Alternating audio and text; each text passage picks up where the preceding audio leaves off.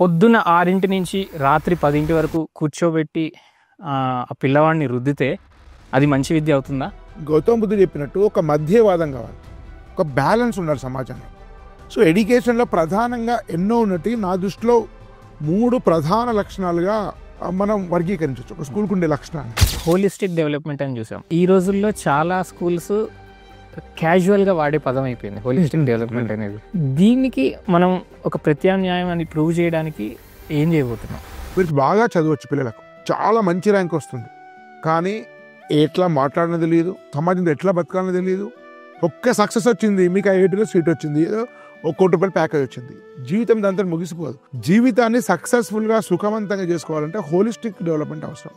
అనుష్ఠాన్ Indic school సిద్దిపేటలో మీరు ఈ కల్చరల్ రూటెడ్నెస్కి కలగడానికి, మన బ్యానర్ మీద అదొక పదంలాగా కాదు, అది పిల్లల హృదయాల్లో అది కల్చర్ అనేది నిండాలి అని అంటే మనం దానికోసం ఏం చేస్తున్నాం? అసలు ఐఐటి ఉండదు, ఐఐటి అనేది లేదు, ఐఐటి అనేది లేదు అసలు. ఐఐటి ఫౌండేషన్ అనేది మిథ్య. నన్ను అడిగితే ఒక స్టూడెంట్ని తీసుకొచ్చి నీకు చదువు ఇష్టమా అంటే నాకు ఇష్టం లేదు, వాడికి 90 మార్కులు వచ్చినా సరే 95 వచ్చినా సరే నాకు చదువు ఇష్టం లేదు అని అంటే అక్కడ స్కూల్ కానీ టీచర్ కానీ ఫెయిల్ అయినట్టే. ట్రూ.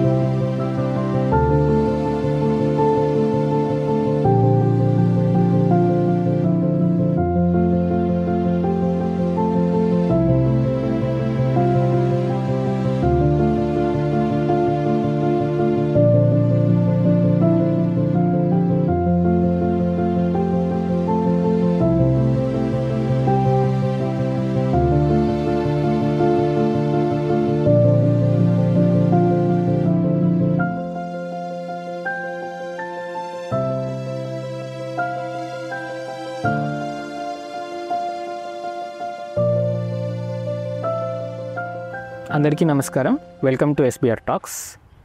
సో ప్రతి పిల్లవాడికి మంచి ఎడ్యుకేషన్ అందాలని ప్రతి తల్లిదండ్రి యొక్క కోరిక ఉంటుంది. అలాగే ఆ విద్య ఏదైతే ఉందో అది అఫోర్డబుల్ కూడా ఉండాలని కోరుకుంటారు అందరు కూడా. ఈరోజు ఉన్న పరిస్థితి మనందరికీ తెలుసు, అఫోర్డబుల్ కాస్ట్లో మంచి విద్య అనేది దొరకట్లేదు. అయితే దానికంటే ముందు మంచి విద్య అనేది ఏంటి అనేది కూడా మనం అందరం కూడా ఒకసారి ఆలోచించాల్సిన అవసరం ఉంది. ఇప్పుడు ఫర్ ఎగ్జాంపుల్ పొద్దున్న 6 నుంచి రాత్రి 10 వరకు కూర్చోబెట్టి ఆ పిల్లవాడిని రుద్దితే అది మంచి విద్య అవుతుందా? మన చుట్టుపక్కల మనం చూస్తుంటాం, చాలామంది అది ఇప్పుడు మంచి విద్య అనుకుంటున్నారు. దానివల్ల వచ్చే సైడ్ ఎఫెక్ట్స్ కూడా మనం చూస్తుంటూ ఉంటాం రోజు న్యూస్ పేపర్లలో. సో మరి మంచి విద్య అంటే ఏంటి అసలు? అది మంచిది కాకపోతే ఈరోజు మనం ఈ విషయం గురించి డిస్కస్ చేద్దాం. ఈ మంచి విద్య నాకనేది కావాలి, ఈ సమాజంలో మంచి స్కూల్స్ అనేవి రావాలి అనే విధంగా నేను ఆలోచించడం జరిగింది. దానికోసం ఇనిషియేటివ్ తీసుకోవడం జరిగింది. అదే మీరు వింటూ ఉంటారు. యాక్చువల్గా అనుష్ఠాన్ స్కూల్ సిద్దిపేటలో ఏదైతే మేము ప్రారంభిస్తున్నామో, కానీ దీని వెనుక ఎక్స్పర్ట్స్ యొక్క సలహా అయితే కావాలి. మొత్తం అన్నీ నేనైతే చేయలేను. సో దాని పర్పస్ కోసమే యాక్చువల్గా ఎస్బిఆర్ గారిని మేము కాంటాక్ట్ చేయడం జరిగింది. ఈరోజు మనం మాట్లాడుకుందాం అనుష్ఠాన్ స్కూల్ సిద్దిపేట్, అసలు దీని పాత్ర ఏంటి. ఎన్నో స్కూల్స్ మనకు ఉన్నాయి, కార్పొరేట్ స్కూల్స్ ఉన్నాయి, హోలిస్టిక్ స్కూల్స్ ఉన్నాయి, ఇంటర్నేషనల్ స్కూల్స్ ఉన్నాయి. మరి వీటన్నిటిలో దీని పొజిషన్ ఏంటి, ఇది ఎందుకు ప్రత్యేకం, ఈరోజు దాని గురించి ఎస్బిఆర్ గారితో చర్చిద్దాం. నమస్కారం సార్. నమస్తే సార్. ఇప్పుడు మీరు ఎన్నో వీడియోస్లో చెప్తూ వస్తున్నారు, చాలా రకాల ఎడ్యుకేషనల్ ఇన్స్టిట్యూషన్స్ ఉన్నాయి, వాటిని రివ్యూ కూడా చేయడం జరుగుతుంది. అండ్ మాకు నెక్స్ట్ జనరేషన్కి మంచి విద్య కావాలి పిల్లవాళ్ళకి, అండ్ తల్లిదండ్రులు కోరుకునే విద్య కావాలి, ఇవన్నీ కూడా మాకు తెలుసు. బట్ అది ఏ విధంగా జరుగుతుంది అనేది మీలాంటి వారికి అర్థమవుతుంది కాబట్టి ఎన్నో సంవత్సరాల నుంచి దీని మీద రీసెర్చ్ చేసిన వారిగా. సో అనుష్ఠాన్ సిద్దిపేట అనేది మీరు ఎలా చూస్తున్నారు? మీరు అందులో ఒక దాన్ని వ్యవహారంలో కానీ, కరిక్యులంలో కానీ, అకాడమిక్స్లో కానీ మాకు సలహా ఇచ్చే వ్యక్తిగా. యాక్చువల్గా నేను ఒక 1-2 years బ్యాక్ ఒక వీడియో చేశాను స్కూళ్ళ గురించి మాట్లాడుతూ. హైదరాబాద్లో ఎన్నో పెద్ద పెద్ద స్కూల్స్ ఉన్నాయి. నిజంగా చెప్పాలంటే ఒక్క మంచి స్కూల్ కూడా నాకు కనపడలేదు అన్నాను.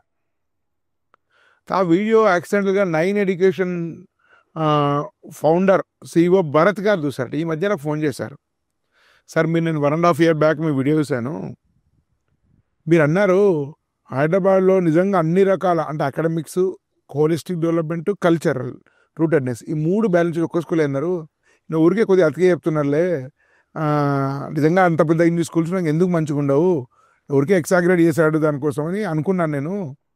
కానీ నేను ఈ మధ్య లాస్ట్ 3 months నేను మా వైఫ్ కలిసి హైదరాబాద్లో ఉండేటువంటి అన్ని టాప్ స్కూల్స్ పేర్లు అనవసరము, ఏవైతే నెంబర్ 1 అని చెప్పబడుతున్నాయో అంటే ప్రీమియం స్కూల్స్, వాళ్ళ పేర్లు చెప్తే వాళ్ళు అగౌరవపరిచేట్ అవుతుంది కాబట్టి హైదరాబాద్లో మోస్ట్ ఎలైట్ పేరెంట్స్ వెళ్ళేటువంటి స్కూల్స్ ఉన్నాయి. అంటే మినిస్టర్స్ కానీ, CM ఫ్యామిలీస్ కానీ, లేకుంటే మీకు పెద్ద రిచ్ పీపుల్ కానీ, CEOs కానీ వాళ్ళ పిల్లలు పంపించే స్కూల్స్ ఉన్నాయి. 14 స్కూల్స్ విజిట్ చేశారట. 14 లాస్ట్ 3 నెలలు ఇదే పనట భరత్ గారు. మొన్న ఫోన్ చేసి గంట సేపు దీని నుంచి మాట్లాడారు. వాళ్ళ బాబు 3 years ప్లస్ ఉన్నాడు. వాళ్ళ బాబు స్కూల్ కోసం, వేరే ఉద్దేశం కాదు, వాళ్ళ బాబు మంచి స్కూల్ వేయాలి అనేటువంటి ఒక ఇండిజీనియస్ భారతీయ విలువలు ఉండాలి, గ్లోబల్ అవుట్లుక్ ఉండాలి, స్టూడెంట్ ట్రీట్మెంట్ ప్రాపర్గా జరగాలి, సో హ్యూమన్ వాల్యూస్ ఇట్లాంటి స్కూల్ కోసం ఎదిగితే, సార్ మీరు నిజంగా చెప్తున్నాను ఒక్క స్కూల్ కూడా మీరు నాకు సరిగ్గా కనపడలేదు, మీరు చెప్పింది నిజమేనండి, అప్పుడు చెప్తే కొంచెం అతిగా చెప్పారు అనుకున్నాను. సో దానికోసం ఇప్పుడు నాకే ఒక పెద్ద స్కూల్ ఈ 3 academics, holistic development and culture rootedness 3 values ఉండే విధంగా ఒక పెద్ద ఇంటర్నేషనల్ స్కూల్ ప్లాన్ పెట్టాలనిపిస్తుంది, దాన్ని సీరియస్గా ఆలోచిస్తామన్నాడు. సో బేసికల్గా ఏమైంది సమాజంలో, ఒక గౌతమ్ బుద్ధుడు చెప్పినట్టు ఒక మధ్యవాదం కావాలి, ఒక బ్యాలెన్స్ ఉండాలి సమాజంలో. సో ఎడ్యుకేషన్లో ప్రధానంగా ఎన్నో ఉన్నట్టు నా దృష్టిలో 3 ప్రధాన లక్షణాలుగా మనం వర్గీకరించవచ్చు ఒక స్కూల్కి ఉండే లక్షణాలను. అంటే ఒకరికి 3 అక్కర్లేదు, ఒకటే అవసరం ఉండవచ్చు, కొందరు 2 అవసరం ఉండొచ్చు. ఇక్కడ ఒక మెయిన్ స్ట్రీమ్ సమాజంలో భారతదేశంలో ఉండే 140 కోట్ల జనాభా ఉందనుకుంటే కనీసం 120-130 కోట్ల మందికి 3 ఉండాలి. ఇప్పుడు చాలా హై ప్రివిలేజ్డ్ పీపుల్ ఉన్నకు అన్నీ అక్కర్లేదు, సో వాళ్ళ జీవిత లక్ష్యాలు ఉంటాయి. కానీ ఒక సగటు భారతీయునికి, ఒక ఎంప్లాయీ క్లాస్ చాలా కష్టపడి వాళ్ళ పిల్లలు అద్భుతమైన స్థితికి తీసుకురావాల్సుకున్నటువంటి ఈ మొత్తానికి వాళ్ళ పిల్లలు సక్సెస్ఫుల్గా ఉండాలి, సుఖంగా ఉండాలి, ఆరోగ్యంగా ఉండాలి, పక్కదారు పట్ల కూడా క్రమశిక్షణతో ఉండాలి అనే లక్ష్యం మనకున్నట్టయితే 3 లక్ష్యాలు ప్రధానంగా ఉండాలి. స్కూల్కు లక్ష్యాలు ఉండాలి, 3 లక్షణాలు ఉండాలి. ఒకటి అకాడమిక్ ఎక్సలెన్స్. అకాడమిక్ ఎక్సలెన్స్ ఏం లేదు, మనం అవునన్నా కాదన్నా భారతదేశం నుంచి ఎంట్రన్స్లను మనం వేరీ చేయాలి. భారతదేశ విద్య నుంచి ఎంట్రన్స్ తీసి పడేదాన్ని, అది మంచిగా చెడు అది వేరే చర్చ. కానీ దాదాపు అందరూ కూడా, ఈవెన్ చాలా ఆగర్భ శ్రీమంతులు కూడా తమ పిల్లల్ని JEE కోచింగ్, నీట్ కోచింగ్లో వేస్తున్నారు. అది తర్వాత కాకుండా సివిల్ సర్వీస్ కోచింగ్లో UPSC వేస్తున్నారు. ఇది ఒక వాస్తవం. మీరు 10th క్లాస్ ఎంత అకాడమిక్ ఎంత పెద్ద స్కూల్ చదువుకున్నా మళ్ళీ ఇంటర్మీడియట్లో లేదా ఫ్యూచర్లో 9th 10th కూడా అది ఒక ఎంట్రన్స్ కోసం ముఖ్యమైన సిలబస్ కాబోతుంది నేషనల్ ఎడ్యుకేషన్ పాలసీ ప్రకారం. సో వాళ్ళు డెఫినెట్గా ఏదో ఒక ఎంట్రన్స్ రాయాల్సి వస్తుంది. ఎందుకంటే ఇంత పెద్ద జనాభా ఉన్న వాటిని ఎంట్రన్స్లో కాకుండా ఇంకో యూఎస్లో ఉండే స్టాండర్డ్ మీద తీసుకుంటే కొంచెం కష్టం, కొన్ని సంవత్సరాలు తీసుకుంటాయి. కాబట్టి మీరు ఎంట్రన్స్ ఖచ్చితంగా అది అనివార్యంగా దాన్ని అడ్రస్ చేయాల్సిందే, ఇష్టం ఉన్నా లేకపోయినా. సో అకాడమిక్ ఎక్స్ అంటే రేపు పొద్దున ఒక పిల్లవాడు 8th క్లాస్కి వచ్చిన తర్వాత వాడు నిజంగా మ్యాథమెటికల్ సైన్సెస్లో వెళ్ళదలుచుకుంటే వాడు JEE లాంటి ఎగ్జామ్స్, బిట్స్ లాంటి ఎగ్జామ్కి వాడు మంచి ర్యాంక్ సాధించాల్సుకుంటే దానికి కావాల్సిన ఫౌండేషన్ డెఫినెట్గా స్కూల్లో అవసరం. సో ఆ ఫౌండేషన్ మళ్ళీ మనం మాట్లాడుకుందాం. అది ఏం ఫౌండేషన్? ఈ ఫౌండేషన్ పేరుతోటి వేల కోట్ల వ్యాపారం జరుగుతుంది, అసలు అది ఫౌండేషనే కాదు. సో వాడు ఫ్యూచర్ చదివేటువంటి హయ్యర్ స్టడీస్ కావాల్సినటువంటి ఫండమెంటల్స్ అన్నీ కూడా స్కూల్లో రావాలి. అకాడమిక్స్ ఉండాలి. అంటే బేసిక్గా ఉండే ఎన్సీఆర్టీ డిజైన్ చేసినటువంటి సిలబస్ మీద ఒక మంచి పట్టు ఉండాలి, కాన్సెప్చువల్ అండర్స్టాండింగ్ ఉండాలి, కాంప్రహెన్సివ్ ఎబిలిటీ ఉండాలి, ప్రాబ్లమ్ సాల్వింగ్ ఉండాలి, ఇన్నోవేషన్ ఉండాలి. సో ఈ పుస్తకాలు, చదువులు, ఎంట్రన్స్లు అది చాలా ఆహ్లాదంగా ఉండాలి. సో ఇట్లా ఎడ్యుకేషన్ ఉండేటువంటి ఆ సిలబస్ మంచి కమాండర్, ముఖ్యంగా మ్యాథమెటిక్స్ అండ్ సైన్సెస్. కొద్దిగా ఇంగ్లీష్ సిలబస్ పెద్ద ప్రాముఖ్యత, సోషల్ కాస్ట్ 32, మ్యాథ్స్ సైన్స్లో మాత్రం మనం ఒక స్టిక్ అని ఉండాలి సిలబస్. ఎందుకంటే అది బేసిక్ సిలబస్, అది చాలా మంది రీసెర్చ్ చేసి డిజైన్ చేశారు. నేషనల్ ఎడ్యుకేషన్ పాలసీలో కూడా అట్లనే జరిగింది. సో ఒకటి అకాడమిక్ ఎక్సలెన్స్ అనేది మ్యాండేటరీ. రెండవది హోలిస్టిక్ డెవలప్మెంట్. మీరు బాగా చదవచ్చు, పిల్లలకు చాలా మంచి ర్యాంక్ వస్తుంది, కానీ ఎట్లా మాట్లాడినది తెలియదు, 10 మందితో ఎట్లా పనిచేయాలో తెలియదు, ఒక 2 కిలోమీటర్లు పరిగెత్తలేరు, ఒక గేమ్ ఆడలేరు, తర్వాత ఒక సమస్య వస్తే తట్టుకోలేరు, సో సమాజంలో ఎట్లా బతకాలో తెలియదు. సో ఇవన్నీ కూడా ఒక సమగ్రమైనటువంటి వ్యక్తిత్వము వారికి ఉండాలి. ఒక్క సక్సెస్ వచ్చింది, మీకు ఐఐటీలో సీట్ వచ్చింది, ఏదో ₹1 కోటి ప్యాకేజ్ వచ్చింది, జీవితం దాంతో ముగిసిపోదు. జీవితాన్ని సుఖవంతంగా జీవించాలంటే ఆ ప్యాకేజ్ అవసరం. సో మనకుండే ఆర్థిక పరిపుష్టి ఉన్నప్పటికీ కూడా జీవితాన్ని సక్సెస్ఫుల్గా సుఖవంతంగా చేసుకోవాలంటే హోలిస్టిక్ డెవలప్మెంట్ అవసరం, ఒక సమగ్ర అభివృద్ధి అవసరం, ఒక ఇంటిగ్రల్ ఎడ్యుకేషన్ అవసరం. దానిలో స్పోర్ట్స్ వస్తాయి, యాక్టివిటీస్ వస్తాయి, ఫార్మింగ్ లాంటి లైఫ్ స్కిల్స్ వస్తాయి, వంట లాంటి లైఫ్ స్కిల్స్ వస్తాయి, డిబేట్స్ వస్తాయి, ఆర్గ్యుమెంట్ కేపబిలిటీ వస్తుంది, టీమ్ యాక్టివిటీస్ ఉంటాయి. సో మీకు రకరకాల అనేక రకాల స్కిల్స్, 10 మందితోటి కలిసి పనిచేయడము, సుఖవంతంగా ఉండడం, ఇట్లాంటి వాటితోటి మనము హోలిస్టిక్ డెవలప్మెంట్. ఈ second segment holistic development. Third ఏంటంటే ఇవి రెండున్నా వాడు హ్యాపీగా ఉంటాడని గ్యారంటీ లేదు. ఇప్పుడు యూరోప్లో, అమెరికాలో చాలా సంపన్న దేశాలు ఉంది, చాలా టెక్నికల్ నాలెడ్జ్ ఉంది, కొంతవరకు హోలిస్టిక్ డెవలప్మెంట్ కొంతమేర ఉంది. కానీ నువ్వు ప్రపంచం ఎటు వెళ్ళాలి, మీకు డబ్బు ఉంటుంది, సక్సెస్ ఉంటుంది, ఫుడ్ ఉంటుంది, అన్ని నీకు కావాల్సిన భౌతిక ఆనందాలు ఉంటాయి. వాడు ఎటు పరిగెత్తాలి, వాడు ఎటు ప్రయాణించారు, వాడికి గమ్యం ఎటు, ఇంకా ఏం కావాలి, దానికి అంత ఉండదు. లౌకిక జీవితానికి, ప్రాపంచిక జీవితానికి, కోరికలకు అంత ఉండదు. ఆ తర్వాత పర్వర్షన్ అయిపోతుంది. ఇప్పుడు అమెరికాలో మీరు చూస్తున్నారు, మీరు ఉండొచ్చారు గతంలో ప్రకారం, రకరకాల వైపరీత్య ధోరణులు వస్తున్నాయి. ఎందుకు? కల్చర్ రూటెడ్నెస్ లేదు, అమెరికా కల్చర్ లేదు. గొప్ప దేశం అయి ఉండొచ్చు, కానీ నీ జీవితం ఎందుకోసం, నీ సంపద ఎందుకోసము, నీ భౌతిక ఆనందాల లిమిట్ ఏంటి, ఇవన్నిటిని సరిగ్గా డ్రైవ్ చేసి ఆనందం పొందాలి. సుఖానికి అంత ఉండదు. సో ఈ ఆనందం కావాలంటే ఈ కల్చర్ అవసరం. మనం ఏం చేస్తాం, ఇష్టం ఉన్నట్టు ఈ మధ్యకాలంలో లాస్ట్ 20 ఏళ్ళలో భారతీయులు అనేక రకాలుగా, కొంచెం కంఫర్ట్ వచ్చి డబ్బులు కానీ అనేక రకాలుగా ఫుడ్ హ్యాబిట్స్ మారిపోయి ఏమైంది, ఇప్పుడు మళ్ళీ బ్యాక్ టు దెన్ మిల్లెట్స్ అంటున్నాము, ఆవు పాలు అంటున్నాము, ఆవు నెయ్యి అంటున్నాము, లేకుంటే ఇంటర్మీడియట్ ఫాస్టింగ్ అంటున్నాము, ఇవన్నీ వచ్చేసినాయి. అంటే దేనివల్ల ఆ కల్చర్ మర్చిపోయినా కూడా నువ్వు ఎటో డ్రైవ్ అయిపోయినావు. సంపద వచ్చిన అన్ని డ్రగ్స్ వస్తున్నాయి, ఇంకెన్నో రకాలు వస్తున్నాయి, క్రైమ్ వస్తుంది, ఇవన్నీ దేనికి వస్తున్నాయి? ఆ కల్చరల్ రూటెడ్నెస్ లేదు, ఆ సాంస్కృతిక మూలాలు ఉన్న పిల్లవాడు సాధారణంగా లేరు. నిజంగా కొన్ని కుటుంబాల పిల్లలు ఉంటారు, ఎంత లగ్జరీ కూడా అమెరికాలో ఉండని, ఇక్కడ ఉండని, వేల కోట్లు అని, ఆ కల్చరల్ బ్యాక్గ్రౌండ్ ఉన్నటువంటి ఫ్యామిలీస్ యొక్క పిల్లలు ఒక ప్రత్యేకంగా మిగతా వాళ్ళకంటే మీరు గమనించండి. సో దేనికంటే ఈ culture rootedness as important as. So కాబట్టి ఈ 3 ఉండేటువంటి స్కూల్ అనేది ఏర్పాటు చేయాలనేటువంటి లక్ష్యంతో ఈ అనుష్ఠాన్ ఇండిక్ స్కూల్ అనేది ప్రారంభమైంది సిద్దిపేటలో. అది సిద్దిపేటలో ఎందుకు ప్రారంభమైంది, మళ్ళీ అది వేరే చర్చ. చాలా అద్భుతంగా చెప్పారు సార్. అయితే ఈ 3 అనేవి ఇందులో ఏ ఒక్కదాన్ని తీసినా కూడా నాకు తెలిసి ఆ స్కూల్ యొక్క కంప్లీట్నెస్ అనేది పోతుంది.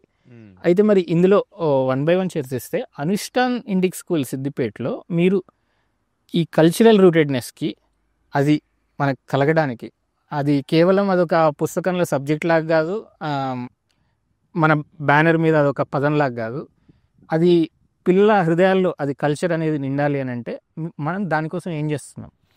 సో చెప్పడానికన్నా ముందు ఒకసారి మన లోగోని గురించి నేను ఎక్స్ప్లెయిన్ చేస్తే దాని థీమ్ అర్థమవుతుంది. మీ లోగో చూస్తే ఒక ట్రయాంగిల్ ఉంది, ఈక్విలాటరల్ ట్రయాంగిల్, సమబాహు త్రిభుజం. ఇది చాలా ఆలోచించాను లోగో కోసం. ఈ ట్రయాంగిల్ యొక్క సింబాలిజం ఏంటంటే ఈ ట్రయాంగిల్ యొక్క నేచర్ ఏంటంటే ఒక సైడ్ మిగతా రెండు సైడ్ మీద ఆధారపడింది. ఒక సైడ్ లేకపోయినా మిగతా రెండు సైడ్స్ యొక్క ఐడెంటిటీ ఉండదు. 3 ఇంటర్డిపెండెంట్, 3కి ఈక్వల్ వాల్యూ ఉంది ఈక్విలాటరల్ ట్రయాంగిల్ చూస్తే. సో ఈ 3 ఏంటంటే ఒకటి economic excellence, 2 holistic development, 1 culture. 3 సమానము, 3 ఇంటర్డిపెండెంట్. ఈ 3 అత్యంత ప్రధానమైనటువంటి సూత్రాలను చెప్పడం కోసం ట్రయాంగిల్ వచ్చింది. ఇంకొక 2 రకాలకు కూడా మీరు ఈ ట్రయాంగిల్ అర్థం చేసుకుంటారు. ఒకటి స్టూడెంట్, టీచర్, పేరెంట్. ఈ ట్రయాంగులర్ రిలేషన్షిప్ ఉంటుంది. ఇప్పుడు ఈ 3లో ఎవరు సరిగా లేకపోయినా కష్టం. అఫ్కోర్స్ రెసిడెన్షియల్ స్టూడెంట్ కొంచెం పేరెంట్ ప్రభావం తక్కువ ఉంటుంది, బట్ రెగ్యులర్ డే స్కూల్స్కి మాత్రం ఈ ముగ్గురు ఈక్వల్. ఈ ముగ్గురు యొక్క సమన్వయం, ప్రతి ఒక్కరు ఇంకొకరితో కనెక్ట్ అంటారు. మీరు ట్రయాంగిల్ చూస్తే పేరెంట్ టీచర్తో కనెక్ట్ ఉంటారు, టీచర్ స్టూడెంట్ పేరెంట్తో కనెక్ట్. ఇట్లా ఇంటర్డిపెండెన్స్ అనేది ఇంకో రెండవది. మూడవది బాడీ, మైండ్ అండ్ ఇంటరాక్ట్. ఈ 3 మధ్య సమన్వయం ఉండాలి. A sound mind from a sound body అంటాడు స్వామి వివేకానంద అంటాడు. మనసు అంటే అది ప్రత్యేకంగా శరీరంలో అతి సూక్ష్మాంశం మాత్రమే. ఇప్పుడు శరీరంలో మన సిక్ అయితే మన మైండ్ కూడా వీక్ అవుతుంది. సో ఈ ఒకదానికొకటి మనం విడదీయలేము. మన ఇంటలెక్ట్ కూడా మనం స్ట్రెస్లో ఉన్నప్పుడు కానీ ఎమోషన్ ఉన్నప్పుడు ఇంటలెక్ట్ సరిగా పనిచేయదు. కాబట్టి ఈ 3 మధ్య సమన్వయం కుదుర్చారు. అదేవిధంగా మీరు లోపల చూస్తే మీకు ఒక లోటస్ కనిపిస్తుంది. ఈ లోటస్ ఏంటి? లోటస్ తామర పువ్వు యొక్క కమలం యొక్క లక్షణం ఏంటి? బురదలో ఉన్నా కూడా చాలా బురద అంటకుంటుంది. అంటే ఈ ప్రాపంచిక జీవితంలో ఈ అన్ని రకాల ప్రపంచం అంటే మంచి చెడుల సంగమం, అది అన్నీ ఉంటాయి. వాటి మధ్య ఉన్నప్పటికీ కూడా నీ ప్యూరిటీ, నీ క్లారిటీ, నీ నిర్మలత్వం, నీ పవిత్రత అట్లనే మెయింటైన్ చేయడానికి ఈ కమలం ఒక దర్పణం. అదేవిధంగా కమలం మన సంస్కృతికి సింబల్, మన జాతీయ వైభవం, జాతీయ పుష్పం, జాతీయత కూడా ఉంది. దీనిలో 5 రెక్కలు మీకు ఉన్నాయి. ఈ 5 రెక్కలు కూడా 5 పంచకోశాల శరీరంలో అన్నమయ, ప్రాణమయ, మనోమయ, ఆనందమయ, విజ్ఞానమయ, ఇట్లా 5 రకాల తత్వాలు. అంటే ఈ స్కూలింగ్లో ఉండే 3 లక్షణాలు కరెక్ట్గా ఉంటే ఈ పంచకోశాలు వికసిస్తాయి అనేటువంటి ఒక గాఢమైనటువంటి అర్థంతో ఈ స్కూల్ ప్రారంభం చేస్తున్నాం. సో అది ఈ లోగో స్కూల్ నుంచి క్లుప్తంగా అర్థం కావాలంటే ఈ లోగో చూస్తే మీకు అర్థమవుతుంది. ఇది దానికంటే ముందు ఇంతకుముందు అడిగిన విషయము కల్చరల్ రూటెడ్నెస్ అన్నారు. సో ఈ 3లో ఒక భాగం. అంటే కల్చరల్ రూటెడ్నెస్ అంటే 2 విషయాలు ఉన్నాయి. కల్చర్ అనగానే చాలామంది ఏదో ఛాందసమనో, వెనుకబాటుతనమనో, సక్సెస్కి అక్కర్లేదనో, లేకుంటే ఇది ఆర్ఎస్ఎస్ వాళ్ళకి సంబంధించిన అంశమనో, ఇది స్వాములకు సంబంధించిన అంశమనో అనుకుంటుంటారు. కల్చర్ అంటే కొన్ని వేల సంవత్సరాలుగా మన జాతిని ఏ జీవనాడి నడిపిస్తుందో అదే సంస్కృతి. సంస్కృతి అంటే ఏవో పూజలు, పునస్కరణలు, గుళ్ళు, ఆలయాలు, రుద్రాక్షమాలు, స్వాములే కానక్కర్లేదు. అంటే ఈ మొత్తం ఎన్ని వేల సంవత్సరాల నుంచి ప్రపంచంలో ఏ నాగరికత లేదు. సో ప్రపంచంలో 2 నాగరికతకి ఇప్పటికి బతుకునేది, ఒకటి చైనా, ఒకటి మనది. చైనా నాగరికత ప్రకారం వాళ్ళ మూలం కోల్పోయి ఎట్లా అయ్యారో మీకు అర్థమవుతుంది. కానీ భారతదేశంలో ఇప్పటికి కూడా ఒకసారి స్వామి వివేకానంద అంటాడు ఒక 120 ఏళ్ళ క్రితం, మను వచ్చి ఇప్పుడు జీవించి ఇప్పుడు ఉన్నా కూడా ఇది భారతదేశంలో గుర్తుపడతారని చెప్పాను. సో అట్లా ఇన్ని వేల సంవత్సరాలుగా ఇట్లా మనం సజీవంగా ఉన్నాము. బ్రిటిష్ దాడులు కావచ్చు, ఇస్లామిక్ దాడులు కావచ్చు, ఎన్నో రకాలు జరిగినప్పటికి కూడా మన సజీవంగా మళ్ళీ పునరుద్ధరించే ఏదో ఒక బలమైనటువంటి శక్తి ఈ జాతిని, దేశాన్ని నడిపించింది. అది మరొక తరానికి దానికి అందించడం, అది సంస్కృతి. మీరు ఎట్లా అర్థం చేసుకోవాలి? ప్రకృతితోటి జీవించడం, ప్రకృతిని విధ్వంసం చేయకపోవడం. అఫ్కోర్స్ మనకు 50 ఎకరాల అడవిలో మనం లేము. నగరం, సిద్దిపేట నగరంలో ఉన్నప్పటికీ కూడా, ప్రధాన ప్లేస్ ఉన్నప్పటికీ కూడా దీన్ని ఆహ్లాదంగా, ప్రశాంతంగా, నిశ్శబ్దంగా మనం చేస్తున్నటువంటి వీడియో కూడా ఇదే అనుష్ఠాన్ స్కూల్లో ఉండే గ్రౌండ్లో చూస్తే మనం గమనిస్తున్నాం. ఈ సిద్దిపేట నడి మధ్యలో ఉంది, బట్ ఎట్లా ఉన్న నాయిస్లో కూడా ప్రశాంతంగా ఉన్నాం. అంటే అట్లా ఆ ప్రశాంతత, పర్యావరణము, గోవు యొక్క ప్రాధాన్యత. చాలామంది గోవు అంటారు, కొంతమంది లెఫ్టిస్టులు అంటారు ఆ ఆవును ఎందుకు ప్రేమించాలో, పందిని ఎందుకు ప్రేమించకూడదు, అన్ని ఏదైనా జంతువే కదా, ఏదైనా మాంసమే కదా అని అంటుంటారు. ఒక American western doctor, communist doctor చదువుకుంటే ఆవుకు తల్లిపాలు రాకుంటే ఏం చేయాలని చెప్తారు? ఆవు పాలు వేయని చెప్తారు. ఎందుకు ఆవు పాలు వేయమని చెప్తున్నాడు? మిగతా వాటికంటే అది విశిష్టమని చెప్పి మీకు సైన్స్ కూడా ఒప్పుకుంటుంది కదా. అంటే మీకు ఫ్యాట్స్ ఉండవు, ఆవు పాలు చాలా మంచిది ఉంది. ఆర్గానిక్ ఫార్మింగ్లో సుభాష్ పాలేకర్ వాళ్ళు ప్రూవ్ చేశారు కదా. మీకు ఆవు ఇప్పుడు పంచామృతం, పంచ తత్వాలతో కూడినటువంటి దాంతో ఎరువుగా వేసి మీకు వ్యవసాయం చేయడం చూసారా, జీరో బడ్జెట్ తోటి, జీరో బడ్జెట్ న్యాచురల్ ఫార్మింగ్ అట్లా. సో కాబట్టి ఒక ఆవును పరిచయం చేయడం అంటే మొత్తం గోశాల రోజంతా ఆవుల సేవ ఉండకపోతే సింబాలిక్గా ఒక సరస్వతి మాత పూజ పరిచయం చేయడం, ఒక ఆర్గానిక్ ఫార్మింగ్ మిల్లెట్స్ ద్వారా కూరగాయలు ఎట్లా పండించాలో పిల్లలు అర్థం చేసుకోవడం, కూరగాయలు కోయడము, వంట చేయడము, సర్వ్ చేయడము, కలిసి పండుగలు చేయడము, ఆడడము, పాడడము, ఒక సఖ్యతతో ఉండడము, ఒక భగవద్గీత పరిచయం చేసుకోవడం, కొన్ని వేదిక చాంటింగ్స్ నేర్చుకోవడం, దేశభక్తి కలిగి ఉండడం. సో ఇట్లా మట్టికి అనుబంధంగా ఉండడము, చాలా సింపుల్ లివింగ్ ఉండడం, అవసరానికన్నా మించి కంఫర్ట్స్ లేకుండా ఉండడము. సో ఇదంతా ఒక బీదలకు సేవ చేసే అలవాటు చేయడము. సో ఇదంతా కూడా భారతదేశ యొక్క సంస్కృతి, నిరాడంబరత, ఇవన్నీ కూడా పరోపకారం, ఇవన్నీ కూడా. కాబట్టి ఈ మొత్తాన్ని స్కూల్లో ఇన్కల్కేట్ చేయడం, ఆ చదువంతా పక్కన అవన్నీ ఏం చేపియ్యరు, కానీ అవి మెయిన్ స్ట్రీమ్ చదువులో భాగంగా ఉంటాయి. వారానికి 1 గంట గోసేవ చేస్తే నష్టమేముంది, వారానికి 1 గంట గార్డెనింగ్ చేస్తారు, శ్రమ చేస్తారు, వారానికి 1 గంట కూరగాయలు కోస్తారు, దానివల్ల ఏం నష్టం జరుగుతుంది? ఎవరికి ఏం పని చేయట్లేదు అనకూడదు, కానీ ఆడవాళ్ళకి 25 ఏళ్ళ వంట చేయడం రావట్లేదు. సో దానివల్ల ఈ వంట అనేది ఎంత ప్రధానమైన విషయం. బయట తింటుంటే రకరకాలు వస్తుంటాయి. కాబట్టి ఇట్లాంటి జీవితానికి కావాల్సిన ప్రతి అంశాన్ని, అటు టెక్నాలజికల్ కావచ్చు, నిత్య జీవితాన్ని బతికే దానికోసం కానీ ఆ భారతీయ మూలాలను విద్యలో భాగంగా మెయిన్ స్ట్రీమ్లో ఇన్కల్కేట్ చేసేటువంటి విధానము స్కూల్లో అంతర్గర్భితంగా ఉంటుంది. ఇంకొక విషయము, ఈ స్కూల్లో రామకృష్ణ మఠం స్వామి వివేకానంద ఆశయాలతోటే పనిచేస్తుంది. తరచుగా రామకృష్ణ మఠ స్వామీజీతో సంబంధం ఉంటుంది. అప్పుడప్పుడు వాళ్ళు వస్తారు. ఆ రామకృష్ణ మఠ సంబంధించిన పర్సనల్ డెవలప్మెంట్ క్లాసెస్ ఉంటాయి.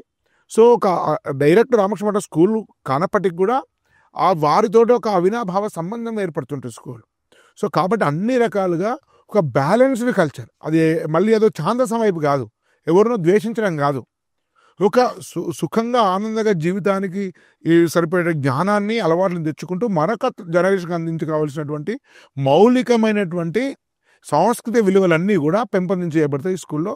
కాబట్టి ఆ మొత్తం వ్యవస్థ కోసం ఎన్నో రోజుల నుంచి రూపకల్పన జరిగింది, మెయిన్ స్ట్రీమ్ అకాడమిక్ డిస్టర్బ్ కాకుండా ఇంకా వాళ్ళని ఎన్హాన్స్ చేసే విధంగా. అయితే కల్చరల్ రూటెడ్నెస్ అనేది ఎలా అది సాధ్యమవుతుందో నాకు కనబడుతుంది కళ్ళకి మీరు చెప్పిన దాని నుంచి.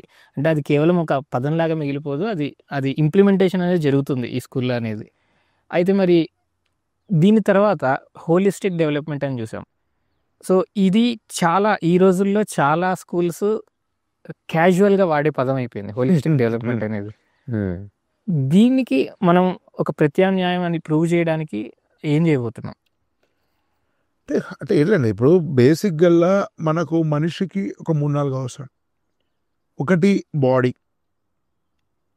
2 మైండ్, 3 ఇంటలెక్ట్.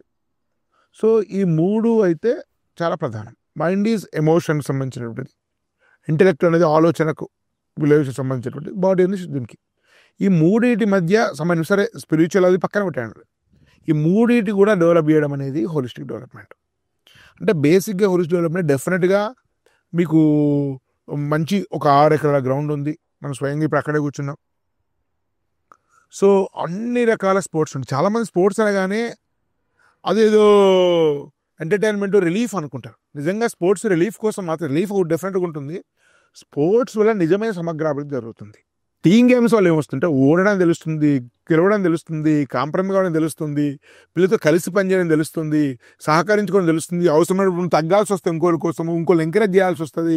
సో ఎన్నో రకాల లక్షణాలు ఒక ప్రపంచానికి ఒక రిఫ్లెక్షన్, మినియేచర్ ఒక స్పోర్ట్ అనేది టీమ్ గేమ్. కాబట్టి ఆ టీమ్ గేమ్స్ చాలా ప్రధానం. మనం ఇండివిజువల్ ఉండే అథ్లెటిక్స్ వాటికంటే ఎక్కువ కూడా టీమ్ గేమ్స్ మనం ఎంకరేజ్ చేస్తాం. రెండవది టీమ్ యాక్టివిటీస్, కలిసి ఇప్పుడు ఉదాహరణకి ఇక్కడ ఒక మిల్లెట్ సంబంధించిన ఒక రాగులను పండిస్తారు, ఒక చిన్న స్థలంలో ఒక టీం కలిసి పనిచేస్తారు. అదేవిధంగా ఒక ఫుడ్ సర్వింగ్, ఒకరు మొత్తం పిల్లలే సర్వ్ చేస్తారు. మన దగ్గర హౌసెస్ ఉంటాయి. ఇది కొంచెం ఈ విషయంలో ఇది భారతీయ విద్యాభవన్ స్కూల్ని పోలి ఉంటుంది. అంటే ఉదాహరణకు నేను భారతీయ విద్యాభవన్ భీమవరంలో మా పిల్లలు చదువుకున్నారు. స్వయంగా వాళ్ళు కూడా దీన్ని ఇన్వాల్వ్ అయ్యారు. ఎందుకంటే వాళ్ళ స్కూల్ చిన్నప్పటి జ్ఞాపకాలు ఇప్పటికున్నారు. వాళ్ళు ఇంజనీరింగ్ చదువుకున్నా, ఐటీ చదువుకున్నా, స్కూల్ జ్ఞాపకాలే వాళ్ళు ఇప్పటికి కూడా మధ్యన వాళ్ళు ఇప్పుడు సక్సెస్ఫుల్ ఉండడానికి కోసం వాళ్ళ స్కూలింగే ప్రధానం ఇప్పుడు కూడా చెప్తున్నారు. అందుకే స్కూల్ కూడా డీన్గా భారతీయ విద్యాభవన్లో 16 ఏళ్ళు పనిచేసినటువంటి టీచర్ను మంచి national best teacher 2 times national best teacher award పొందిన టీచర్ని మనం దీని యొక్క డీన్గా అకాడమిక్ హెడ్గా పెడుతున్నాం. కాబట్టి సో ఆ హోలిస్టిక్ భారతీయ విద్యాభవన్ యొక్క కల్చర్ దీనిలోకి ఆయన వల్ల సహజంగానే వస్తుంది.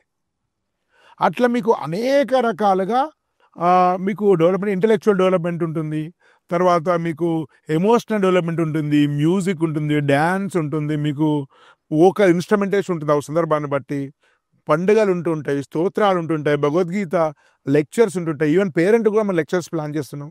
ఇట్లా బహుముఖంగా మీకు హోలిస్టిక్ డెవలప్మెంట్ చేసేటువంటి పూర్తి స్థాయి ప్లానింగ్ జరిగింది. దాన్ని ఎగ్జిక్యూట్ చేయడం కోసం ఇప్పటికే మెల్లిగా నియామకం కూడా మొదలైంది. మీకు ఒక సిద్దిపేటలో ఒక భారతీయ విద్యాభవన్ లాంటి హోలిస్టిక్ డెవలప్మెంట్, ఒక వివేకానంద చెప్పినటువంటి సమగ్రాభివృద్ధి, ఇండియాలో ద బెస్ట్ స్కూల్ ఉండే టీచర్స్తో సరి సమానంగా ఉండేటువంటి టీచర్స్ని కూడా మనం మంచి అకాడమిక్స్ ఇంప్రూవ్ అయ్యేదని కూడా పెడుతున్నాము. దేన్ని కూడా తగ్గకుండా ఒక ఫైన్ బ్యాలెన్స్ చేస్తున్నాం. సో అలాగే ఆటోమేటిక్గా ఎప్పుడైతే కల్చరల్ రూటెడ్నెస్ అనేది ఒక వేరుగా అండ్ హోలిస్టిక్ డెవలప్మెంట్ అనేది ఒక చెట్టు యొక్క మొదలులాగా ఉన్నప్పుడు, ఆ కాండంలాగా ఉన్నప్పుడు ఆటోమేటిక్గా అకాడమిక్ ఎక్సలెన్స్ అనేది దాని ఫ్రూట్ అనేది బయటకు వస్తుంది. డెఫినెట్గా మిగతా స్కూల్స్ కావచ్చు, general understanding of the parents కావచ్చు, ట్రెడిషనల్గా మనకి ఏమైందంటే వేరుని మర్చిపోతున్నారు, కాండాన్ని మర్చిపోతున్నారు, కాబట్టి అది ఫ్రూట్ కూడా రావట్లేదు. సో ఇక్కడ మనకి అకాడమిక్ ఎక్సలెన్స్లో మనం ఏం చేయబోతున్నాం మిగతా స్కూల్స్కి భిన్నంగా? యాక్చువల్లీ అకాడమిక్ ఎక్సలెన్స్ అంటే కూడా మనం అర్థం చేసుకోవాలి. అకాడమిక్ ఎక్సలెన్స్ అంటే ఇంటర్మీడియట్ సిలబస్ స్కూల్లో చెప్పడం కాదు.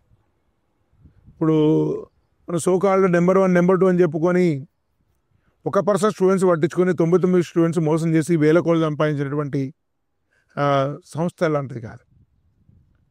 వాళ్ళు మధ్యతరగతి జీవితంలో ఉండేటువంటి అమాయకత్వము, ఆశ, సక్సెస్ కాలేమో మా పిల్లలైన భయాన్ని ఆశగా చేసుకొని 8th and 10th intermediate syllabus అంతా చెప్పేసి ఆ బుక్స్ అన్ని ఇంటర్మీడియట్ 3 ముక్కలు చేసి 8th కొంత 9th కొంత 10th వచ్చి ఇచ్చి వాడు నేను అందరికంటే అకాడమిక్స్ టాప్ చేస్తున్నా అని చెప్తున్నాడు. పేరెంట్ ఏమనుకుంటున్నాడు, ఒక చిన్నప్పుడు మా తరంలో, మీ తరం లేకపోవచ్చు, ఎవరన్నా 4th క్లాస్ పిల్లవాడు 5th క్లాస్ పుస్తకం చదివితే చాలా గ్రేట్ వీడు మేధావి అనేలాగా ఒక ఆలోచన ఉంది మా తరానికి. సో ఇప్పుడు 8th క్లాస్ వాడు ఇంటర్మీడియట్ ఫస్ట్ ఇయర్ బుక్ చేస్తుంటే నా కొడుకు ఎక్కడికి ఎదిగిపోయిండు, మా పాప పెద్ద స్థాయికి వెళ్ళి 8th ఇంటర్మీడియట్ చేస్తుంది కావనేటువంటి భ్రాంతిని కల్పించి ఆ ఎగ్జైట్మెంట్ నుంచి వాడు సొమ్ము చేసుకుంటారు. వీడు పక్కోడు చెప్తాడు కొన్ని, అరే మా బాబు 9th ఇంటర్మీడియట్ సెకండరీ లెక్క చేస్తున్నాడు, మీరు స్కూల్లో 9th చేస్తున్నారు, మీరు వెనకబడిపోతారు కదా, వాడికి నేనేదో వెనకబడిపోతున్నా, సో వీడేదో డెవలప్ అయిపోతున్నా, నేను కాంపిటీషన్ వెనకబడిపోతాను, వాడు ఆ స్కూల్ ఈ మొత్తాన్ని క్రియేట్ చేసి కొన్ని వేల స్కూల్స్ 10,000 కోట్ల సామ్రాజ్యం నిర్మించాడు. అది అకాడమిక్ సెన్స్, అది డిస్ట్రక్షన్, అదొక వినాశనం, ఇంకొక పదం కాదు అది. నన్ను అడిగితే ఒక స్టూడెంట్ని తీసుకొచ్చి నీకు చదువు ఇష్టమా అంటే నాకు ఇష్టం లేదు, వాడికి 90 మార్కులు వచ్చినా సరే 95 వచ్చినా సరే నాకు చదువు ఇష్టం లేదు అని అంటే అక్కడ స్కూల్ కానీ టీచర్ కానీ ఫెయిల్ అయినట్టే. 95% వచ్చినంత మాత్రమే వాళ్ళు పాస్ అయ్యండి, ఎందుకంటే వాడు 10th తర్వాత ఆ ఇంట్రెస్ట్ లేనప్పుడు దాన్ని ఇంప్లిమెంట్ చేయలేడు లైఫ్లో కూడా ఎక్కడ కూడా. ఇప్పుడు హ్యూమన్ లిమిట్ ఉంటుంది. ఇప్పుడు నేను 5 కిలోమీటర్లు పరిగెత్తాలంటే ఫస్ట్ మెల్లిమెల్లి ప్రాధాన్యత దానికి సంబంధించిన సామర్థ్యం తెచ్చుకొని పరిగెత్తాలి. మీరు 8th and 10th ఇంటెన్స్ పొద్దున్న 7 నుంచి రాత్రి 9 చదివిన తర్వాత వాడికి విరక్తి ఇంటర్మీడియట్గా ఎగ్జాస్ట్ అయిపోతారు వాడు. సో కాబట్టి అది సమగ్రాభివృద్ధి కాదు, అది real academic excellence. Academic excellence అంటే మన శాస్త్రవేత్తలు, మన అకాడమిషియన్స్, ప్రొఫెసర్స్, భారతదేశంలో అత్యున్నత స్థాయి మేధావులు నేషనల్ ఎడ్యుకేషన్ పాలసీ తయారు చేశారు. అది మన ఇస్రో మాజీ చైర్మన్ కస్తూరంగా తెరేసి, ఇస్రో చైర్మన్ మా ఏదో రెగ్యులర్గా పర్సన్ కాదు, ఆయనే తయారు చేసిన నేషనల్ ఎడ్యుకేషన్ పాలసీ. అంటే కొన్ని ఏళ్ళ పాటు ఉండి కొన్ని లక్షల సలహాలు తీసుకుని మేము కూడా ఇచ్చాం. ప్రజ్ఞాభారతి నుంచి అనేక సలహాలు, ఫీడ్బ్యాక్స్ ఇచ్చాం. ఎన్నో ఏళ్ళ పాటు శోధించి తయారు చేసిన నేషనల్ ఎడ్యుకేషన్ పాలసీ కంటే ఈ సోకాళ్ళు ఆ నెంబర్ 1 నెంబర్ 2 కాలేజీలు తెలివైనడు కాదు. వాళ్ళ పిల్లలు ఆ స్కూల్లో వేయడు, వాళ్ళ పిల్లలు ఆ కాలేజ్ చదివియాడు, వాళ్ళ ఫుల్లో మళ్ళీ ఇట్లాంటి స్కూల్లో హోలిస్టిక్ డెవలప్మెంట్ దగ్గర వేస్తాడు, వీళ్ళ దగ్గర సొమ్ము చేసుకుంటున్నారు. సో అది అకాడమిక్ ఎక్సలెన్స్ కాదు. ఈ నేషనల్ ఎడ్యుకేషన్ పాలసీ చూపేటటువంటి లక్ష్యాలకు అనుగుణంగా, దాని కరికులంకి అనుగుణంగా మన స్కూల్ ఉంటుంది.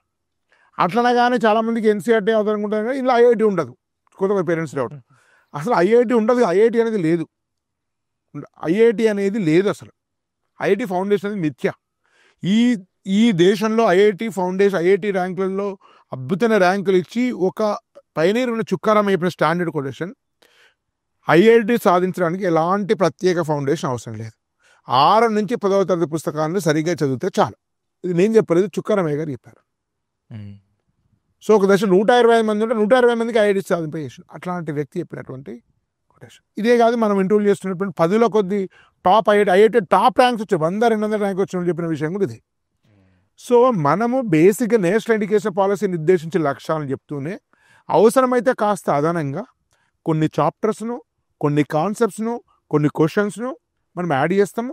వాళ్ళ పేరెంట్స్కి ఉండేటువంటి ఎంట్రన్స్ జేఈ నీటికి సంబంధించినటువంటి మోడల్ టెస్ట్ను కూడా మనం 8th and 10th నేను పరిచయం చేస్తాం.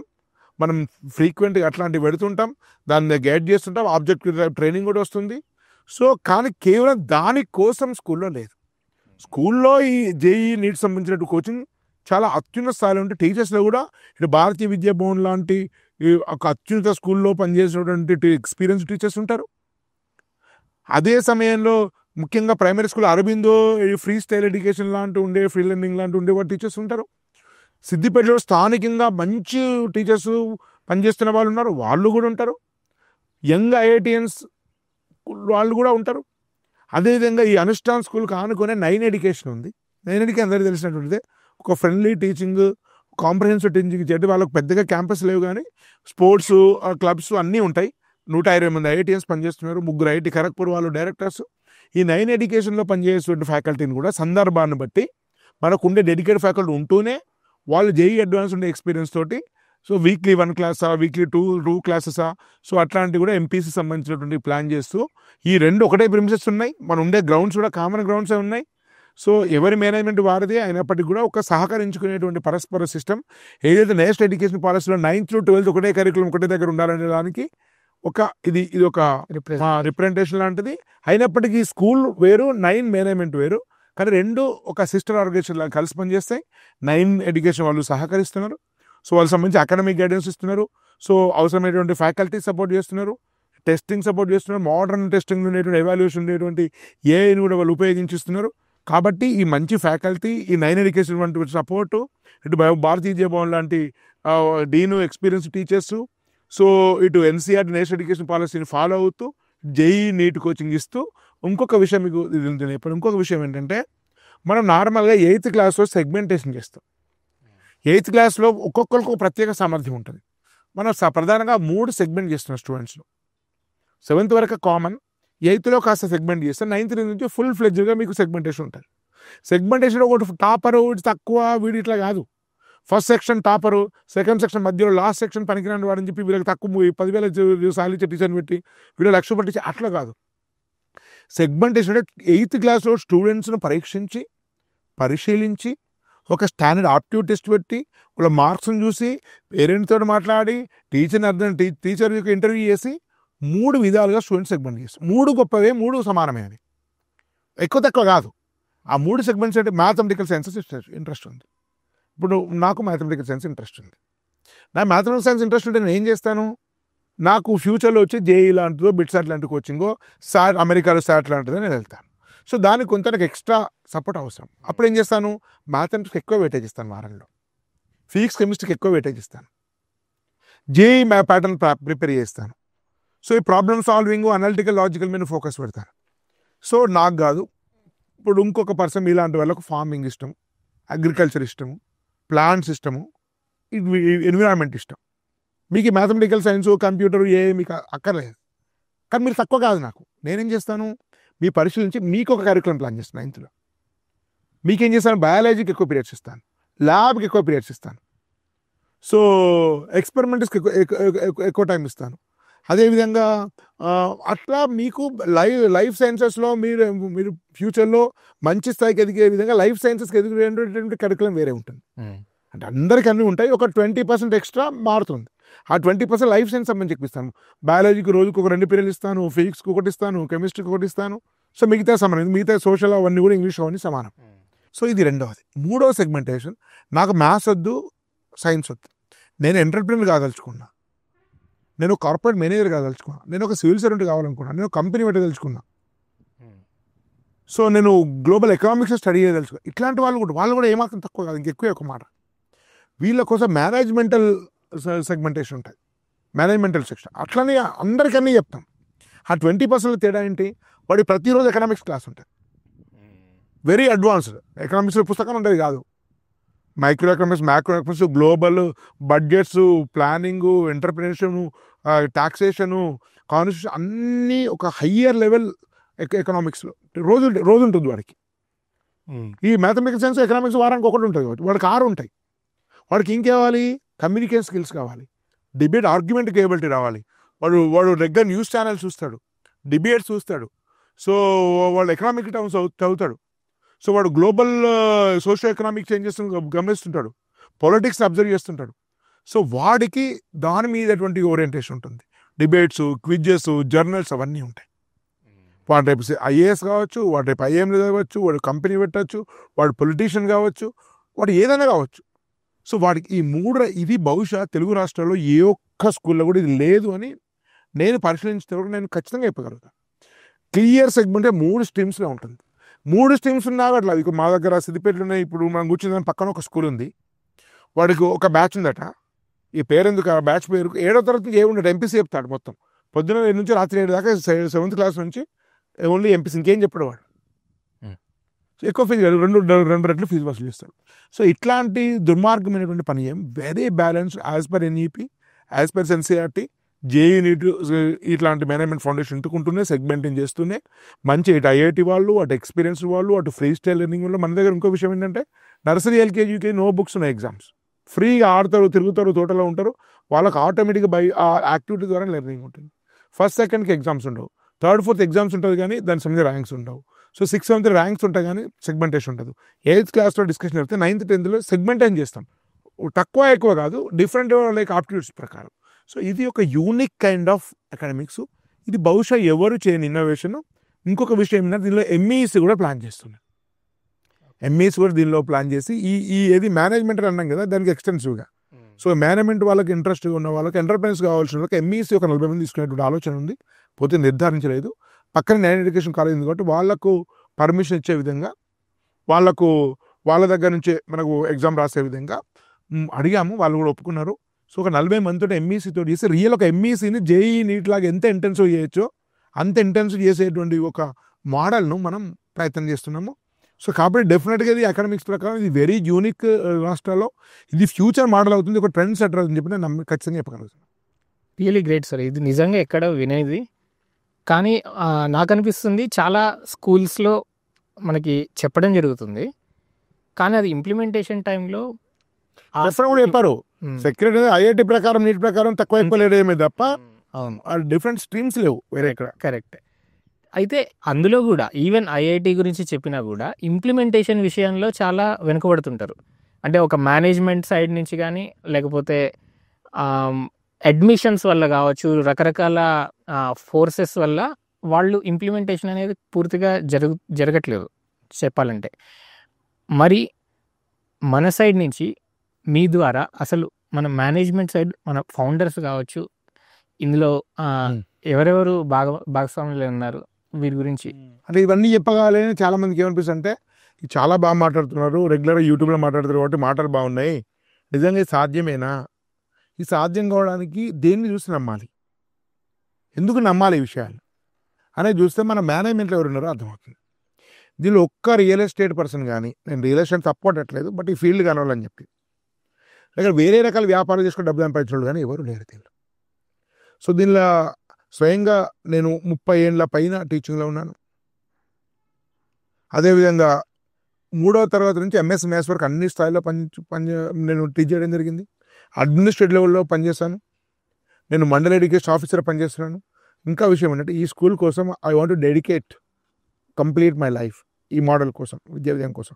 అందుకనే భాగంగా స్కూల్ స్టార్ట్ కావడానికంటే ముందే నేను కంప్లీట్గా నా ఉద్యోగాన్ని కూడా పక్కన పెట్టి పూర్తి స్థాయి బాధ్యతలు నెరవేరుస్తాను. బహుశా కొద్ది వారాల్లోనే అది జరిగే అవకాశం ఉంటే కంప్లీట్గా డెడికేట్ నేనే స్వయంగా చూస్తున్నాను. ఒకటి. రెండోది, మనము మీ సహకారం కూడా కోరాము, కలిసి చేస్తున్నాము. సో ఆర్గానిక్ ఫార్మింగ్ ఉన్నారు, యూఎస్లో పనిచేశారు, చాలా రకాల studies, Wardha Gandhi basic education కానీ, జీవన విద్య ఇండోర్ ఎడ్యుకేషన్ చూడడం కానీ, రిషి వ్యాలీ చూడడం, వీటి అన్నింటినీ స్టడీ చేసి ఒక బెస్ట్ స్కూల్ ఎట్లా కావాలో మేము స్వయంగా ఎక్స్పీరియన్స్. సో మీ స్కూల్ బాగా కారణంగా బాబును హోమ్ స్కూలింగ్ చేస్తున్నారు, సో స్వయంగా తెలుసు. సో కాబట్టి అది చేస్తున్నాను. అదేవిధంగా శ్రీకాంత్ మీకు తెలిసిన వ్యక్తి, మనకు శ్రీకాంత్ అని చాలా పెద్ద స్థాయిలో ఒక పెప్సికో కంపెనీలో గ్లోబల్ వైస్ ప్రెసిడెంట్గా ఉన్నటువంటి వ్యక్తి, చాలా అత్యున్నతమైన కెరీర్లో ఉన్నటువంటి వ్యక్తి. శ్రీధర్ సాఫ్ట్వేర్ కంపెనీలో అత్యున్నత స్థాయి చేసి ప్రతిష్టాన ఎడ్యుకేషన్ రీసెర్చ్ స్వధర్మ ఎడ్యుకేషన్ ఫౌండేషన్తో నడిపి పేరెంట్స్ వేల మందిని గైడెన్స్ చేస్తున్నటువంటి శ్రీధర్ సాఫ్ట్వేర్లో అత్యున్నత స్థానంలో పనిచేసి అది వాటిని సంతృప్తి లేక మన విద్యారంగంలో ప్రవేశించినటువంటి శ్రీధర్ కావచ్చు. రాజు స్వయంగా నా స్టూడెంట్, మీ మిత్రుడు, యూఎస్ డల్లాస్లో ఆర్కిటెక్టే పనిచేస్తున్నాడు. బహుశా ఒక 10 ఏళ్ళు ఇక్కడికి స్వయంగా బాధ్యత నిర్వహిస్తారు. సో అదేవిధంగా మన నైన్ ఎడ్యుకేషన్ వాళ్ళని కూడా సహకారం కోరినాము, అకాడమిక్లో మీకు సపోర్ట్ కావాలని. సో వాళ్ళు కూడా అనేక రకాల ఇంతకుముందు చెప్పుకున్నట్టు సపోర్ట్ చేస్తున్నారు. సో వాళ్ళకు ఉండే ఎక్స్పీరియన్సు, జేఈ కోచింగ్లో 13 ఏళ్ళ ఎక్స్పీరియన్సు, అనేక మంది ఐఐటిఎన్స్ ఉన్న వాళ్ళ సహకారంగా కోరుతున్నారు. వాళ్ళు కూడా మనకు సహకరిస్తున్నారు, టెక్నాలజీ రూపంలో కానీ, కొంత మేరకు ఎంపీసీ ఫ్యాకల్టీ రూపంలో కానీ, తర్వాత మీకు టెస్టింగ్లో కానీ, మిగతా అన్ని విషయంలో వాళ్ళ ఎక్స్పీరియన్స్ కూడా మనం షేర్ చేయడానికి మనకు సహకరించడానికి సిద్ధంగా ఉన్నారు. వీళ్ళేక అనేక ఇతర ఎడ్యుకేషన్ కూడా మనం సంప్రదిస్తున్నాం. సో దివిరెడ్డి గారు యుఎస్లో కంపెనీలో సిఇఓ ఉన్నటువంటి వ్యక్తి, దివిరెడ్డి గారిని కూడా మనం సంప్రదించాం. ఇట్లా అనేక మంది విద్యారంగంలో, ఐటీ రంగంలో, కోచింగ్ రంగంలో అత్యున్నత స్థాయిలో ఉన్న వాళ్ళు కలిసి చేస్తున్నటువంటి ప్రాజెక్టు. ఇదేదో బాగా 100 కోట్లు సంపాదించే స్కూల్ పెట్టేసి ఎక్కువ ఫీజు పెట్టి సొమ్ము చేసుకునే ఉద్దేశం ఎవరికీ లేదు. ఇది పెద్దగా లాభార్జన లేదు. అయినప్పటికీ కూడా మనకు ఒక దీని సస్టైనబుల్ మోడల్ ఉండాలి కాబట్టి దీనికి ఒక ఫీ స్ట్రక్చర్స్ అవన్నీ కూడా మోస్తరుగా మధ్యస్థంగా, మరీ ఎక్కువ కాకుండా తక్కువ కాకుండా ఉంటాయి. కాబట్టి ఆ డైరెక్టర్ యొక్క ప్రొఫైల్ని బట్టి అంచనా వేసుకోవచ్చు. 5 ఏళ్ళ నుంచి కెరీర్ గైడెన్స్లో నేనున్నాను, శ్రీధర్ ఉన్నాడు. మనం చెప్పేటువంటి మన ఇన్స్టిట్యూషన్స్ వాస్తవంగా చెప్తాము, సరిగ్గా అధ్యయనం చేసుకుంటాము, నిస్వార్థంగా గైడ్ చేస్తాం అనే విషయం కొన్ని వేల మంది పేరెంట్స్ తెలుసు.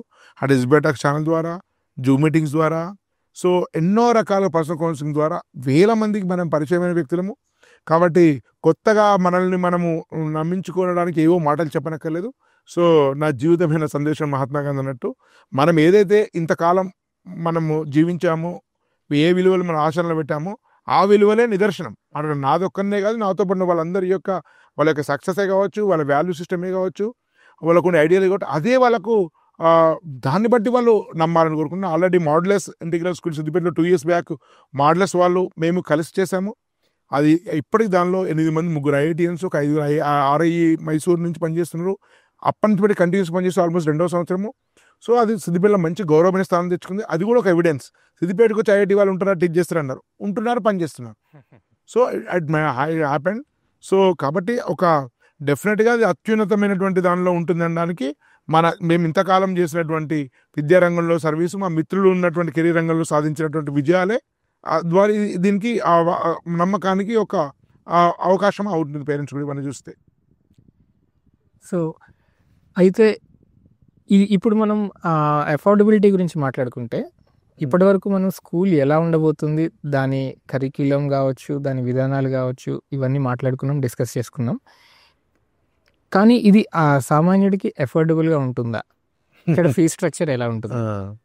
సో ఇది పెద్ద ఛాలెంజ్ అన్నట్టు. ఇప్పుడు మనం తెలంగాణలో పిల్లి కుడుకుపాలు అంటుంటారు. పిల్లి కుడుకుపాలంటే వేడి పాలు పోస్తారు, పిల్లి తాగాలనిపిస్తుంది కానీ వేడి ఉంటుంది, తాగడానికి వీల్లేదు. సో అట్లా ఇది డెఫినెట్గా ఒక సగటు మధ్యతరగతికి అందుబాటులో ఉంటుంది. ఉదాహరణ హైదరాబాద్లో కొన్ని స్కూల్స్ ఉన్నాయి. డే స్కాలర్స్కు 3 లక్షలు, 4 లక్షలు, 6 లక్షలు, 8 లక్షలు, 10 లక్షల ఫీ ఉండేటువంటి స్కూల్స్ కూడా ఉన్నాయి. వాళ్ళ పద్ధతి, వాళ్ళు కట్టే వాళ్ళు ఉంటారు, తీసుకునే వాళ్ళు ఉంటారు, అది మనకు పెద్ద సంబంధం లేదు. సో ఇది అట్లాంటి స్కూల్ కాదు.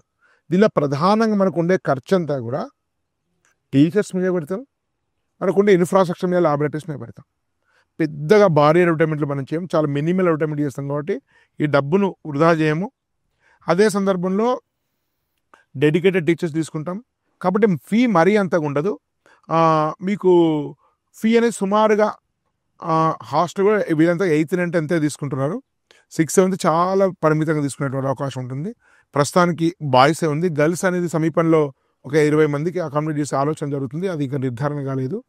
సో కాబట్టి రెసిడెన్షియల్ అయితే సుమారు 2 లక్షలు కట్టేది, including admission fee, dhobi and మీకు యూనిఫామ్, క్లాత్, బుక్స్ అంటే కోచింగ్ బుక్స్ ఇవన్నీ కలిపి కూడా క్లాస్ని బట్టి 2,10,20,000 ఎక్కువ కానీ 2,10,20,000 తక్కువ కానీ ఉంటుంది. డేస్ కలిగితే సుమారుగా మీకు ఒక 50,000 నుంచి 1,00,000 మధ్య క్లాస్ని బట్టి ఉంటుంది. అది ప్రస్తుతం ఉన్నదా అది భారీగా ఫీజు అని నేను అనుకోను. సో ఒక సగటు మధ్యతరగతి వాడు కూడా కాస్త ఎఫర్డబుల్గానే ఉంటుంది. అంటే మనం లోకల్లో ఉండే చిన్న చిన్న స్కూల్ కంపేర్ చేస్తే కాస్త ఎక్కువ అనిపించచ్చు, కానీ మీరు హైదరాబాద్లో ఈ స్థాయి ఈ స్కూల్ ఒక నిజంగా హైదరాబాద్ ఉంటే 10 లక్షలకు తక్కువ ఉండేటువంటి స్కూల్. కానీ ఇక్కడ మనం పెట్టడానికి రీజన్ కూడా సిద్దిపేటలో ఉండడానికి ల్యాండ్ దొరుకుతుంది, ప్రశాంతంగా ఉంటుంది, తక్కువ ఖర్చులో అవుతుంది. సో అన్ని హైదరాబాద్లో చాలా ఉన్నాయి, టౌన్స్లో ఇట్లాంటివి లేవనే ఉద్దేశంతో మనము సిద్దిపేటలో కూడా పెట్టడం జరిగింది. మరీ అంత ఫీ ఏ ఉండదు. సగటుగా ఒక చిన్న అపార్ట్మెంట్ తీసుకొని నాసిరకం ఫ్యాకల్టీ పెట్టే దగ్గర కూడా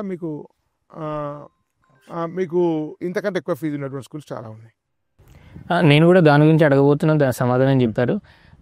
సో యాక్చువల్గా హైదరాబాద్లో ఇలాంటి స్కూల్స్ చూస్తుంటాం మనం, కానీ అదే ఫెసిలిటీస్ కి రావాలి అని అంటే ఎవరైనా సరే ఒక పిల్లవాడికి ఈ ఫెసిలిటీస్ అన్ని అందించాలంటే ఈ గ్రౌండ్ కావచ్చు, ఇన్ఫ్రాస్ట్రక్చర్ కావచ్చు, ఆ లెవెల్ ఆఫ్ అకాడమిషియన్స్ కావచ్చు, టీచర్స్గా ఇవన్నీ రావాలంటే ఈ రేట్లో ఈ ఫీలో సాధ్యం కాదు అది. సో అది అర్థమవుతూనే ఉంది. మరి ఇటువంటి దాంట్లో అంటే ఇంత తక్కువ ఫీజులో ఇన్ని ఫెసిలిటీస్ అయితే అందిస్తున్నారు, మరి హాస్టల్ విద్యార్థులకి ఎటువంటి సెక్యూరిటీ అవ్వచ్చు లేకపోతే కంఫర్ట్ అవ్వచ్చు, ఏ విధంగా టేక్ కేర్ చేయడం జరుగుతుంది ఇక్కడ?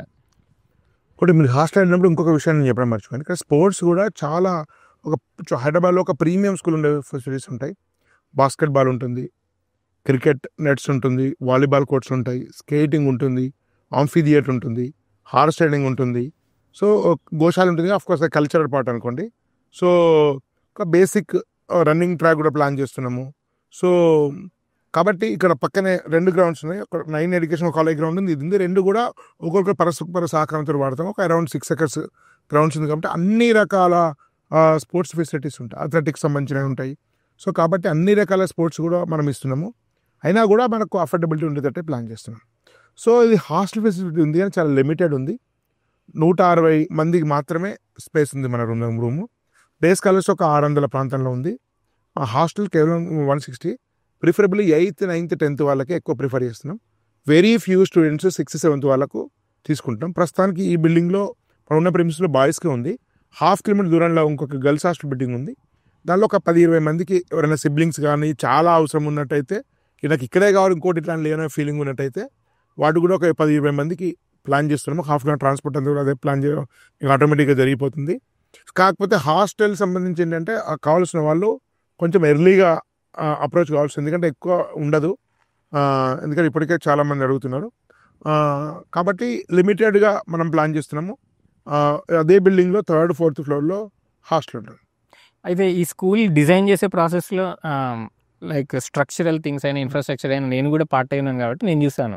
అంటే ఈ సిబిఎస్ఈ కరిక్యులం నార్మ్స్ ప్రకారం అన్ని డిజైన్ చేయడం జరిగింది. అది ల్యాబ్స్ కావచ్చు, క్లాస్ రూమ్ సైజ్ కావచ్చు, హాస్టల్ కెపాసిటీ కావచ్చు, ఇవన్నీ కూడా, అండ్ ఫైర్ సేఫ్టీ కావచ్చు, అండ్ సీసీటీవీ సర్వైలెన్స్ కావచ్చు.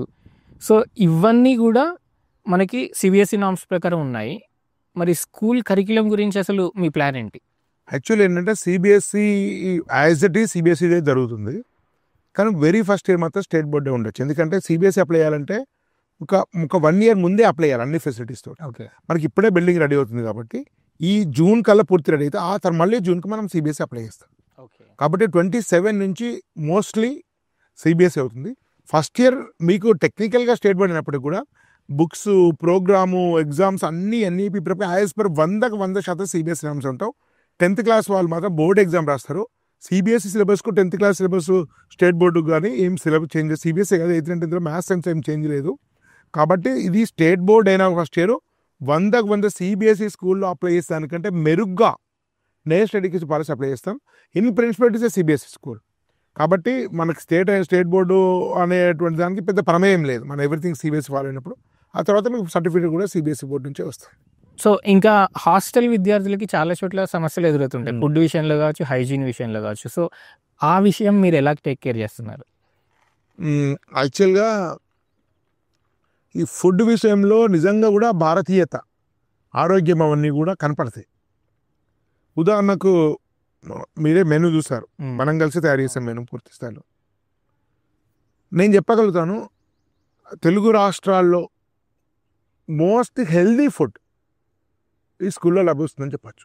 టేస్ట్ అన్నిటికంటే టేస్టీ అంటే అది చెప్పలేను, ఎందుకంటే కేఎఫ్సీ చికెన్ బిర్యానీ టేస్టీగా ఉంటుంది, మనం అది పెట్టాం. అఫ్కోర్స్ నాన్ వెజ్ కూడా ఉంటుంది, కానీ మీకు ఏదైనా టేస్ట్ ఉండేదంతా కూడా ఆరోగ్యకరమే కాదు. అట్లానే మీకు ఏదో నేచర్ క్యూర్ సెంటర్లో పెట్టినట్టు ఫుడ్ ఉంటుంది. నార్మల్ అందరు తినే మంచి ఫుడే ఉంటుంది. నాన్ వెజ్ కూడా అకేషన్ అన్నిట్లో ఉండాలి, అట్లే ఉంటుంది. కానీ దాంతోపాటు కొంత ఆరోగ్యమైన ఫుడ్ పరిచయం చేస్తాం.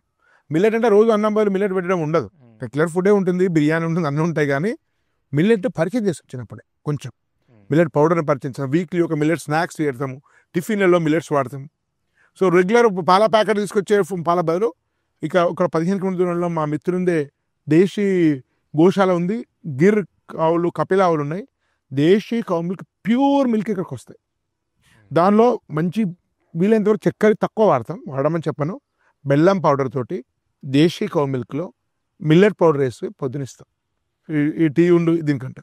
ఉదాహరణకు టిఫిన్లలో మిల్లెట్ టిఫిన్స్ వస్తాయి కొన్ని, వీటిలో అన్నంలో స్నాక్స్ కూడా అప్పుడప్పుడు మిల్లెట్స్ సంబంధించిన స్నాక్స్ వస్తాయి. సో అట్లా ఈ మెయిన్ స్ట్రీమ్ ఫుడ్ 80-90% ఉన్నప్పుడు 10-20% మనం చేస్తే కొన్ని సందర్భాల్లో డబుల్ టిఫిన్ ఉంటుంది. ఉదాహరణకు పిల్లలు ఏ హాస్టల్ అయినా ఉప్మా తినా అంటారు, బట్ ఉప్మాని మంచిగా చేస్తే అది హెల్దీ ఫుడ్. కానీ ఉప్మాతో పాటు ఇంకేదైనా టేస్టీ ఫుడ్ కూడా ఉంటుంది. సో పోహతో పాటు ఇంకేదైనా టేస్టీ ఫుడ్ ఉంటుంది. ఉదాహరణకు మనం మైసూర్ బజ్జీ పెట్టాం, ఎక్కువ తినకూడదు, మంచిది కాదు. మైసూర్ బజ్జీ 10 తినే పిల్లలు ఉన్నారు.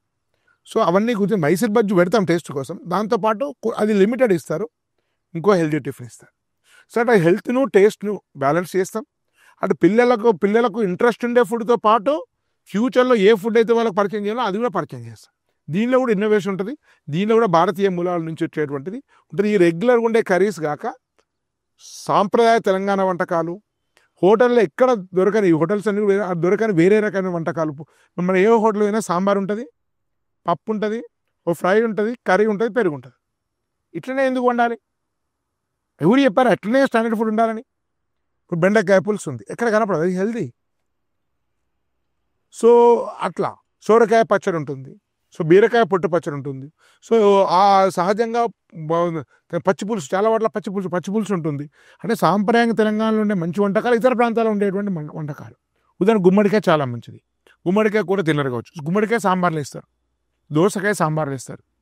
సో అట్లా హెల్దీ ఫుడ్స్ కూడా మనం దాన్ని యాడ్ చేస్తాం. టేస్ట్ కాకుండానే మనకు ఈ ఫుడ్లో కూడా ఇన్నోవేషన్ ఉంటుంది. మరి బాటిల్స్లో కూడా చూస్తే ఆ ఫుడ్ మీద నేను డిజైన్ చేశాను. మీరు చాలా వరకు సాంబార్ బాయిలింగ్, ఓ రోజు టమాటా రసం, ఓ రోజు పచ్చి పులుసు, ఓ రోజు పులిహోర పులుసు, ఓ రోజు ఇంకోటి. ఈ సాంబార్లో 6 రకాలు ఉంటాయి. పప్పు అన్నప్పుడు అదే కందిపప్పు పాలకూర ఎందుకు పెట్టాలి? ఈ పప్పులలో రకరకాల 6 రకాల వెరైటీస్ ఉంటాయి. ఓ రోజు సొరకాయ పప్పు పెడతాం, ఓసారి బీరకాయ పప్పు, ఓ రోజు పెసరపప్పు పెడతాం, ఓ రోజు శనగపప్పు, ఇంకేదో పెడతాం, ఓ రోజు ఇంకా రకరకాలుగా వాటిని చేంజ్ చేస్తాం. ఓ రోజు లూజ్ పప్పు పెడతాం, ఓ రోజు గట్టి పప్పు పెడతాము, ఓ రోజు క్యారెట్ పప్పు వేస్తాము, సో ఓ రోజు ముద్దపప్పు వేస్తాము. సో దీన్ని వెరైటీ చేసుకోవచ్చు. కూర కూడా రకరకాల కూరగాయలని, ఇవే కూరగాయలు లేవు వాళ్ళు వాడేటివి. సో దానిలో రకరకాల ఫ్లేవర్స్, ఇన్నోవేషన్ ఉంటుంది. రొటీన్. అందుకే మీరు మోడల్స్ మ్యాక్సిమం ఫుడ్లో కంప్లైంట్స్ ఎందుకున్నామంటే అందరికంటే గొప్పగా ఏం లేదు ఫుడ్, కానీ మీకు రకరకాల ఫుడ్ టేస్ట్ చేంజెస్ అవుతుంటాయి. రోజు సాంబార్ అయినా విరక్తి వస్తుంది. సో అట్లా సాంబార్లోనే రకరకాల వేరియంట్స్ ఉంటాయి, రసం ఇట్లా. సో అట్లా కూడా మనము ఫుడ్లో కూడా ఇన్నోవేషన్ ఉంటుంది. సో ప్రతి దానిలో వీలైనంత సృజనాత్మకత, అటు మెయిన్ స్ట్రీమ్ యొక్క కోరికలు విస్మరించకుండానే, మెయిన్ స్ట్రీమ్ యొక్క కోచింగ్లు రిజల్ట్స్ విస్మరించకుండానే, అదేదో ఆదర్శం కోసం చేసుకోవాలి కాదు, నిజమైన సుఖవంతమైన ఆనందకరమైనటువంటి విజయవంతమైనటువంటి జీవితం కోసం, అటు కెరీర్లో, ఇటు ఆరోగ్యంలో, అటు కల్చర్ అన్నిట్లో కూడా ఒక బ్యాలెన్స్ చేసేటువంటి స్కూల్ అని మనం అర్థం చేసుకోవచ్చు. అయితే వెరీ గ్రేట్ సార్. అండ్ చాలామందికి డౌట్ ఉంటుంది హాస్టల్లో వేయాలంటే ఫుడ్ విషయంలో చాలా కాంప్రమైజ్ అవ్వాలని, కానీ మీ మాటలు వింటుంటే అందులో కూడా పెద్దగా కాంప్రమైజ్ అవ్వాల్సిన అవసరం లేదనిపిస్తుంది మెజారిటీ వ్యక్తులకైతే. అయితే దీనికి సంబంధించి అడ్మిషన్స్ ఎప్పుడు స్టార్ట్ అవుతాయి? యాక్చువల్గా ఇప్పుడు మనం చూస్తాం గ్రౌండ్ అంతా రెడీ అవుతుంది, బిల్డింగ్ దాదాపు ఒక 60-70% అయిపోయింది. ఇది ఇంకా మనం నవంబర్ మధ్యలోనే ఉన్నాము. బహుశా డిసెంబర్ మిడ్ లేదా డిసెంబర్ 2nd వీక్ నుంచి 4th వీక్లో ఆఫీస్ ఓపెన్ అవుతుంది. సో మనం అడ్మిషన్స్ కూడా ప్రారంభం చేస్తాం. ఇంకొక విషయం చాలామంది గుర్తుపెట్టుకోవాల్సిందంటే దీనికి అడ్మిషన్ ఫీ లేదు. బుక్స్ అంటే coaching books, regular state books కొనుక్కోవాలి. కోచింగ్ బుక్స్ సంబంధించి మొత్తం ఫ్రీగా ఇస్తారు. అడ్మిషన్ ఫీ లేదు. యూనిఫామ్ క్లాత్ మొత్తం ఫ్రీగా ఇస్తారు. సో దీనిలో డైరెక్ట్ అన్ని ఫీలోనే ఇంక్లూడెడ్, సపరేట్గా ₹1 కూడా ఛార్జ్ చేయరు. కాబట్టి వేరే స్కూల్ వాళ్ళు మారడం కోసము ఇదో ఇంకా అడిషనల్ ఖర్చు అంటే ఏమీ ఉండదు. ఓన్లీ స్టిచ్చింగ్ వాళ్ళు చేసుకోవాలి. అడ్మిషన్ క్లాత్ కూడా కావాల్సిన టోటల్ క్లాత్స్ కూడా వాళ్ళు ఇచ్చేస్తారు. కాబట్టి అడిషనల్ ఛార్జెస్, హిడెన్ ఛార్జెస్ ఏమీ ఉండవు. డిసెంబర్ మధ్య నుంచి డిసెంబర్ చివరి మధ్యలో ఎక్స్పెక్ట్ కనీసం జనవరి 1st మాత్రం డెఫినెట్గా ఆఫీస్ విజిట్ చేసి మీరు అడ్మిషన్ తీసుకోవడానికి అవకాశం ఉంటుంది. దీనికి సంబంధించి మనకి ఎంట్రన్స్కి టెస్ట్ ఏమైనా పెట్టడం జరుగుతుందా? పర్సనల్ ఇంటర్వ్యూ ఉంటుంది. టెస్ట్ ఏం అవసరం లేదు. పర్సనల్ ఇంటర్వ్యూ స్కూల్కి పెద్ద అవసరం లేదు. బేసిక్ ఇంటర్వ్యూ ఉంటే దాంతో అడ్మిషన్ అయిపోతుంది. Great sir. సో మీ మాటలు వింటుంటే యాక్చువల్గా ఇలాంటి స్కూల్ నాకు తెలిసినంత వరకు తెలుగు రాష్ట్రాల్లో అయితే లేదని అనుకుంటున్నాను. So I hope parents will make use of this opportunity. Thank you very much. ధన్యవాదాలు.